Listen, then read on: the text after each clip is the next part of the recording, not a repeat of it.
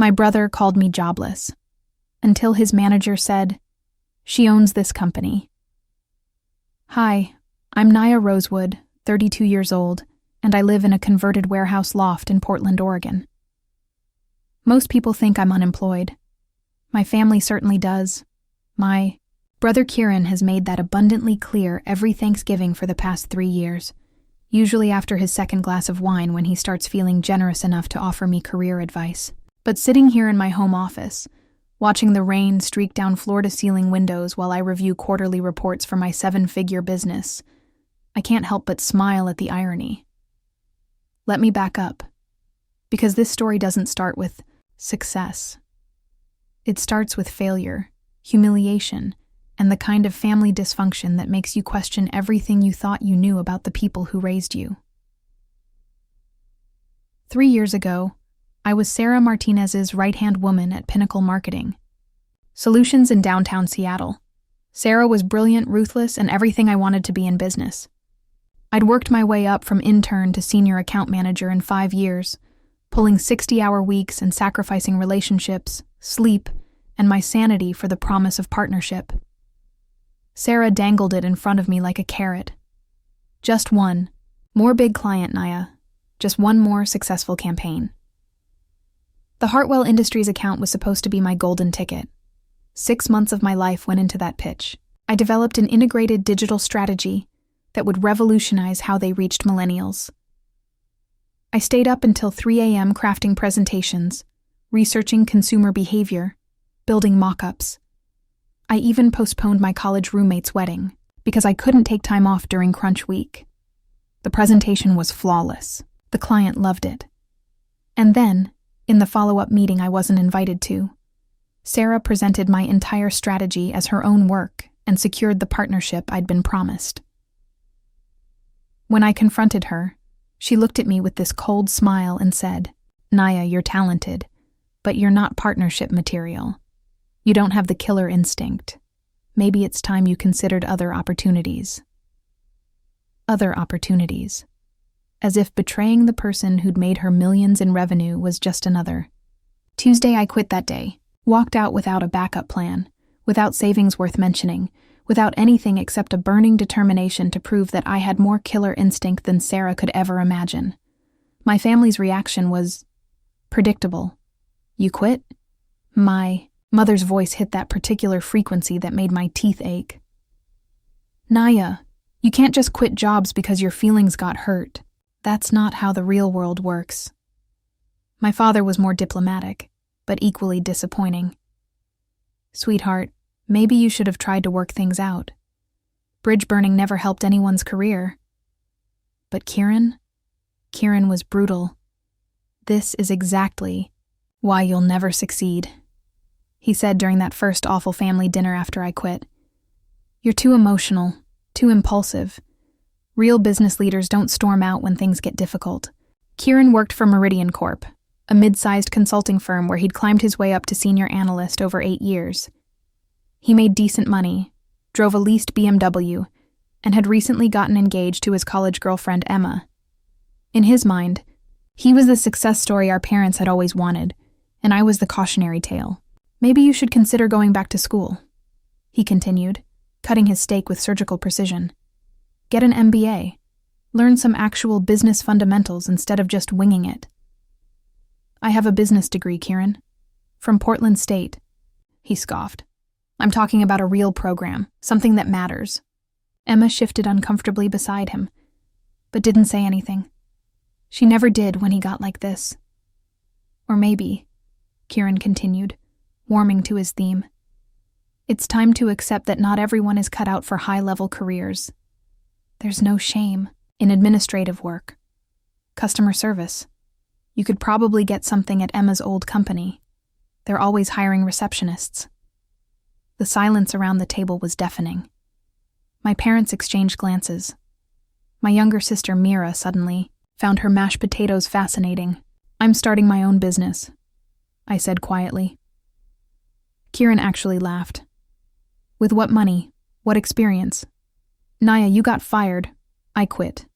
You got forced out because you couldn't handle office politics. And now you think you can run a company? Do you have any idea what that involves?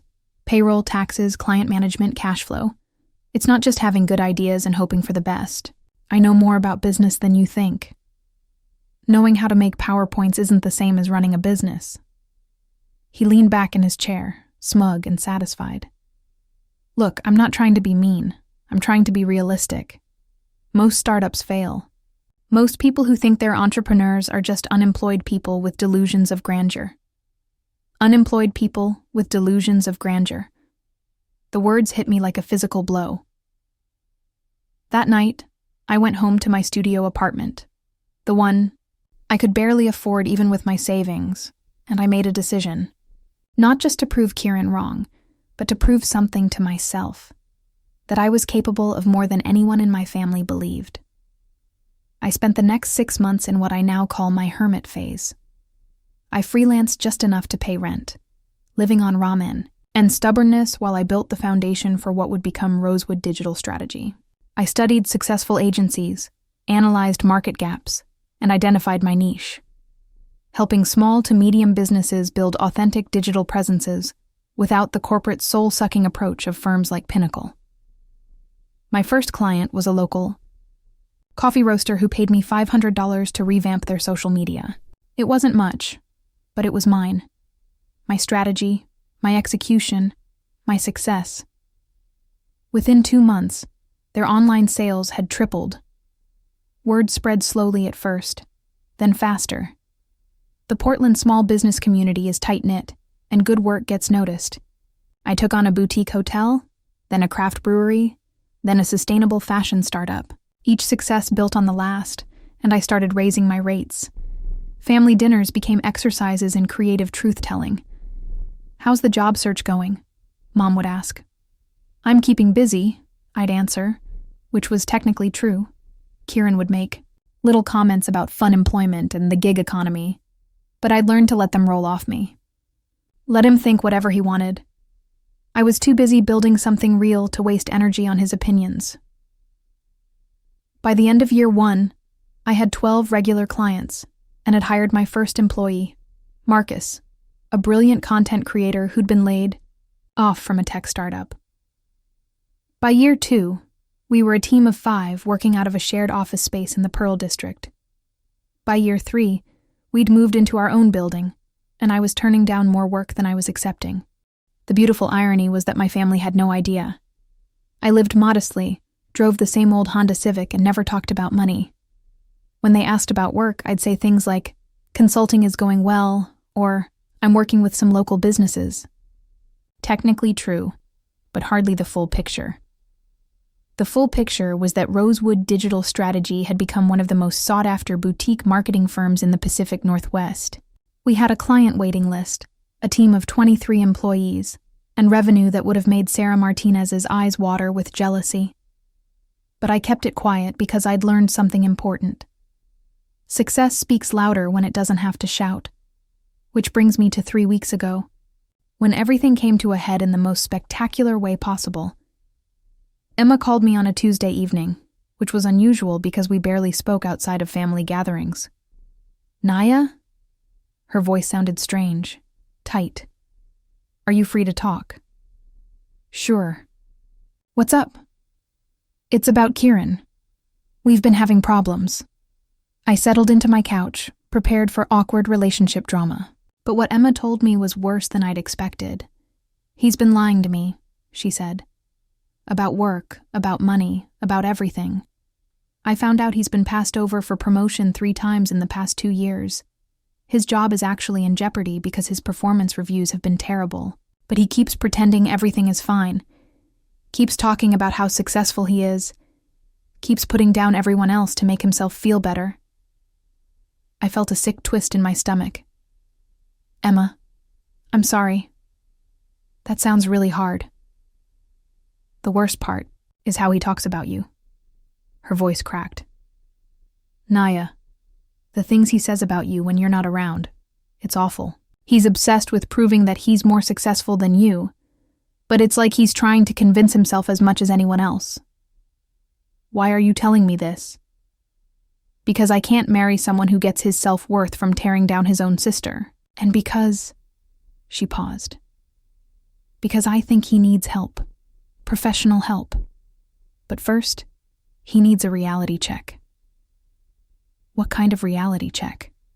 His company is hiring a new marketing firm, Meridian Corp. I saw it in his emails when I was looking for evidence of other things. They're taking pitches next week. My heart stopped. Emma, what are you suggesting? I'm suggesting that maybe it's time Kieran learned the truth about what you've been doing these past 3 years. I spent the next week in a state of controlled chaos. Pitching to Meridian Corp meant going up against established firms, including some that were much larger than mine. But I knew I could deliver better results, and more importantly, I knew exactly what they needed. Meridian's digital presence was stuck in 2015. Their website looked like it had been designed by someone who thought user experience meant making sure the buttons clicked. Their social media was a graveyard of stock photos and corporate speak. They were hemorrhaging potential clients to competitors who understood that B2B marketing in 2024 required authenticity, not just professionalism. I put together a presentation that was part strategy, part wake-up call. I showed them exactly how much business they were losing to firms with better digital footprints. I demonstrated how their current approach was actively driving away the kind of young professionals they claimed to want to hire.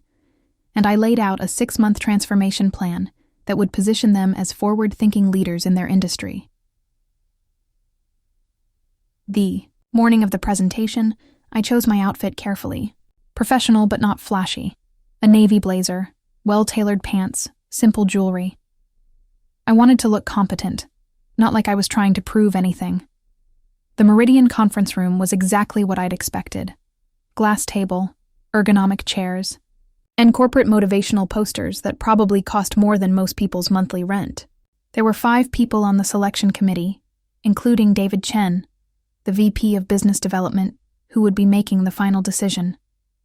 I was the 3rd firm to present. The first 2 had given solid but predictable pitches. Lots of industry jargon, safe strategies, promises of synergistic solutions that meant nothing. When my turn came, I walked to the front of the room with my laptop and a confidence I'd earned through 3 years of proving myself. I'm going to start with a question, I said, connecting my laptop to their display system. How many of you have tried to visit your own website on a mobile phone recently? A few uncomfortable glances around the table, because your potential clients have. And 40% of them left within 10 seconds because your site is unusable on mobile devices. I clicked to my first slide, showing mobile screenshots of their current website next to their competitors. This isn't just about aesthetics. This is about revenue. You're losing approximately $200,000 per year in potential business because your digital presence suggests you're behind the times. I had their attention. The next 30 minutes were some of the best work I'd ever done. I walked them through market analysis, consumer behavior patterns, and competitive positioning strategies. I showed them mock-ups of what their transformed digital presence could look like. I presented case studies from similar firms I'd worked with, including specific ROI numbers and timeline projections. But the moment I'll never forget came when David Chen asked about my company's background. Rosewood Digital Strategy, I said. We've been operating for 3 years, focusing on authentic brand development for professional services firms. Our client retention rate is 96%, and our average client sees a 40% increase in qualified leads within 6 months. Impressive numbers, Chen said. How large is your team? 23 full-time employees, plus a network of specialized contractors for projects requiring specific expertise. A woman at the end of the table, I think her name was Rebecca, leaned forward. I have to ask, because your proposal is significantly more comprehensive than what we typically see from boutique firms, what's your annual revenue? I could have deflected, should have deflected, but something about the question, the slight skepticism in her voice made me decide on radical honesty. Last year we generated $2.8 million in revenue, I said calmly. This year we're on track for $3.5 million. The silence in the room was profound. I'm sorry, Rebecca said. Did you say million? Yes. David Chen was staring at me like I just announced I was from Mars. Ms. Rosewood, I have to say, those numbers seem ambitious for a 3-year-old firm. I reached into my portfolio and pulled out a simplified version of our audited financial statements. I understand the skepticism. Here are last year's numbers, verified by our accounting firm. I'm happy to provide additional documentation if needed. They passed the document around the table, and I watched their expressions change from skepticism to surprise to something approaching awe. Well, Chen said finally, this is certainly impressive. I finished the presentation, answered their questions, and left feeling confident but not overconfident. I'd done good work, but I knew the decision could go anyway. 3 days later, David Chen called personally to offer us the contract. I have to tell you, he said, your presentation was remarkable, but what really sealed it was when we did our due diligence. Your client references were glowing, your work samples were exceptional, and your financial stability gives us confidence that you'll be around to see projects through completion. I appreciate that, Mr. Chen. When would you like to start? As soon as possible.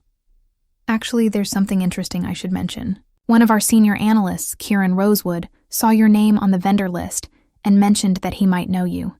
Any relation? My heart rate spiked. He's my brother. Small world. He seemed quite surprised when I mentioned we'd hired your firm. I think he said something about not realizing you were in marketing. Anyway, he'll probably be one of your key contacts on this project, since he works closely with our business development initiatives. After I hung up, I sat in my office for a long time, staring out at the Portland skyline and processing what was about to happen. For 3 years, I'd built something incredible while my family, especially Kieran, had dismissed me as unemployed, directionless, a cautionary tale about what happens when you get too emotional in business. Now I was about to become his consultant. His boss, essentially, at least for this project. The first team meeting was scheduled for the following Monday. I spent the weekend preparing materials, briefing my team, and trying to decide how to handle what was sure to be an awkward family dynamic. Monday morning arrived gray and drizzling, typical Portland weather that matched my nervous energy. I dressed carefully again, professional but not intimidating. I wasn't trying to humiliate Kieran. I just wanted to do good work.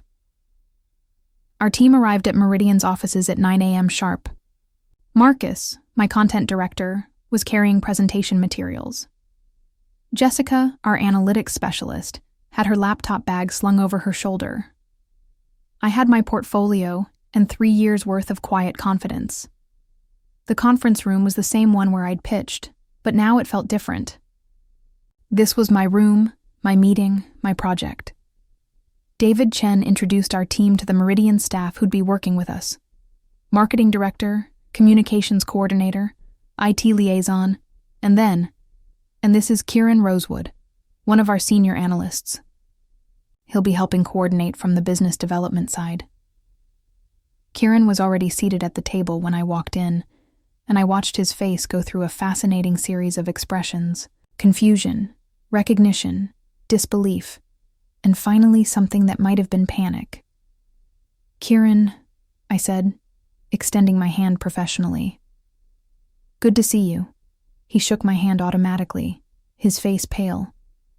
"Naya, what are you doing here?" "I'm here to present our strategy for Meridian's digital transformation. As I mentioned to Mr. Chen, we're excited to partner with you on this project." David Chen was watching our interaction with obvious curiosity. "As I mentioned on the phone, Kieran, Ms. Rosewood runs the marketing firm we've hired, Rosewood Digital. Strategy. You run it?" Kieran's voice came out strangled. "I founded it 3 years ago," I said calmly. "We're looking forward to working with your team." What followed was 90 minutes of the most professionally satisfying presentation of my career. I walked them through our strategy, timeline, and deliverables, while Kieran sat in increasingly stunned silence. My team was brilliant, asking smart questions and providing detailed technical explanations that demonstrated our expertise. When I outlined our company structure and showed them our client portfolio, I watched Kieran's face go from pale to green. These weren't small local businesses I was consulting for. These were major regional firms, tech companies, healthcare systems, financial services organizations. The meeting ended with handshakes and scheduling of follow-up sessions. As the Yibae's room cleared, Kieran lingered behind, clearly wanting to talk. "Naya," he said when we were alone, "I need to understand something. You own this company? Really?" "Yes." "The whole thing?" "Yes." "And you have 23 employees?" 24. As of last week, he slumped into his chair. "I don't understand. Why didn't you tell us? Why didn't you tell me?" I sat down across from him, choosing my words carefully. "What would you have done if I'd told you 3 years ago that I was starting my own marketing firm?" He was quiet for a long moment. I would have tried to talk you out of it. And 6 months ago, when you were telling Mom and Dad that I was unemployed and directionless, I didn't know. You didn't ask. The words came out sharper than I'd intended, but I didn't take them back. For 3 years, Kieran, you've assumed the worst about me. You've made jokes about my employment. You've suggested I get a job as a receptionist. You've told our entire family that I'm irresponsible and immature. Naya, I was trying to help. No, you weren't. I stood up, gathering my materials.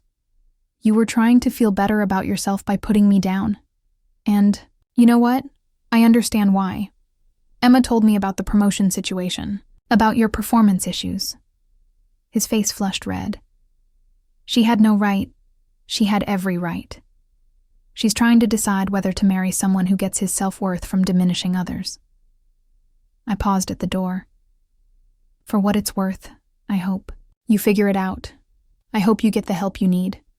But I'm not going to pretend the last 3 years didn't happen just because you're embarrassed now. I left him sitting there and walked out to meet my team in the lobby. Everything okay? Marcus asked, noticing my expression. Everything's fine, I said. Let's go get coffee and plan our next steps. That evening, my phone rang constantly. First, Mom, then Dad, then Mira. Word had gotten back to the family somehow, probably through Emma, and everyone wanted to know why I hadn't told them about my little business. Little business. Even now, they couldn't quite grasp the scale of what I'd built. Honey, Mom said, we're so proud of you. But why all the secrecy? We would have supported you. Would you have? I asked. Because I remember you telling me I should have stayed at Pinnacle and worked things out. I remember Dad saying I was burning bridges. I remember 3 years of family dinners where everyone assumed I was failing. We were just worried about you, she said defensively. You were worried about your perception of me. There's a difference. The conversation with Dad was similar. Pride mixed with hurt feelings, apologies mixed with justifications. Mira was the most straightforward. I always knew you were up to something, she said. You were too calm about Kieran's comments, too confident. I just figured you'd tell us when you were ready. I was never going to tell you, I admitted. I was just going to keep building something I was proud of and let everyone think whatever they wanted to think. That's pretty cold, Naya. Is it? Or is it self-preservation? The Meridian project lasted 6 months and exceeded every success metric we'd established. Their website traffic increased by 340%. Their social media engagement went up by 250%. And most importantly, they started attracting the kind of high-caliber job candidates and clients they'd been struggling to reach. Kieran and I maintained a professional relationship throughout the project. He was competent at his job, and I respected that. We didn't become close, but we found a way to work together without the toxic dynamic that had defined our family interactions. 3 months into the project, Emma broke up with him. She sent me a text. I gave him every chance to address his issues, but he wasn't ready to do the work. I hope someday he is, for his own sake. By the end of the project, Kieran seemed like a different person. More humble, less defensive, actually interested in learning from our team instead of trying to prove his superiority. David Chen pulled me aside during our final presentation. I have to tell you, he said, working with your firm has been transformative, for us in ways I didn't expect. But I think it's been especially good for Kieran. He's been more collaborative, more open to feedback. I don't know what changed, but he's becoming the employee we always hoped he could be. What changed was that he'd been forced to confront the gap between his perception of himself and reality. That's a humbling experience, but it's also the first step toward actual growth. The final family dinner where I revealed the full scope of what I'd built was interesting.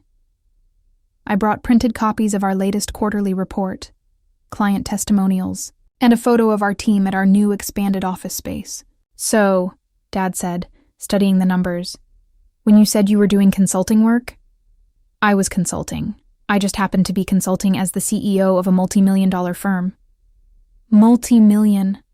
Mom's voice hit that familiar high note. We're projecting $4.2 million this year. Kieran was quiet through most of the dinner, but toward the end, he asked to speak with me privately. I owe you an apology, he said. A real one, not just for the business stuff, but for everything. The way I've treated you, the things I've said, the assumptions I made. I was projecting my own insecurities onto you, and that wasn't fair. No, it wasn't. I've been seeing a therapist, he continued. Emma was right about me needing help. I don't know if we can fix our relationship, but I want you to know that I'm trying to fix myself. I appreciate that, Kieran. Really. Can I ask you something? Sure. When did you know you were going to be successful? Like, really know? I thought about it for a moment. I think it was about 6 months in, when I realized I wasn't just surviving. I was building something that mattered, something that helped people. That's when I stopped caring what anyone else thought about my choices. I don't think I've ever felt that way about my work, he said quietly. Maybe that's something to explore in therapy. Maybe it is. Today, Rosewood Digital Strategy employs 32 people across 2 offices. We've been featured in Portland Business Journal as one of the fastest-growing firms in the Pacific Northwest. I've spoken at 3 industry conferences and been invited to join the board of the Portland Small Business Association. More importantly, I wake up every morning excited about the work I'm doing. I'm building something meaningful with people. I respect serving clients who value what we bring to their businesses. The money is nice. Better than nice, honestly. But the real satisfaction comes from knowing I proved everyone wrong, including myself. My family relationships are complicated. Mom and Dad are proud but still processing their own guilt about not being more supportive. Mira and I are closer than ever. She actually came to work for us last year and is brilliant at client relations. Kieran and I are rebuilding our relationship slowly. He's made genuine changes, gotten help, and started his own small consulting practice focusing on organizational efficiency. We'll never be best friends, but we're becoming something better, siblings who respect each other. Emma and I stay in touch. She's dating someone new, a teacher who thinks her kindness is more important than her ambition, which seems healthier for everyone involved. As for Sarah Martinez, my former boss who stole my work and told me I lacked killer instinct. 6 months ago, Pinnacle Marketing Solutions reached out about a potential partnership. Apparently, they'd heard about our success and wanted to explore collaboration opportunities. I declined politely. Some bridges deserve to stay burned. The funny thing about success is that it changes how people see you, but it also changes how you see yourself. 3 years ago, I was desperate to prove I belonged in rooms where I felt unwelcome. Today, I build my own rooms and decide who gets invited. That's not revenge, exactly. It's something better. Independence. When people ask me for advice about starting their own businesses, I tell them the same thing. The hardest part isn't coming up with ideas or finding clients or managing cash flow, though all of those things are difficult. The hardest part is believing in yourself when everyone else thinks you're making a mistake. But here's what I learned. You don't need anyone else's permission to build the life you want. You don't need their approval, their understanding, or their support. You just need your own stubborn determination and the willingness to prove yourself one day at a time. Sometimes the best revenge is simply becoming who you were meant to be all along. And sometimes, if you're very lucky, the people who doubted, you will grow enough to apologize. Not because you need their apology, but because they need to give it. That's growth. That's forgiveness. That's family, in all its messy, complicated, beautiful dysfunction. That's my story. I'm Naya Rosewood, CEO of Rosewood Digital Strategy, and I'm exactly who I always knew I could be.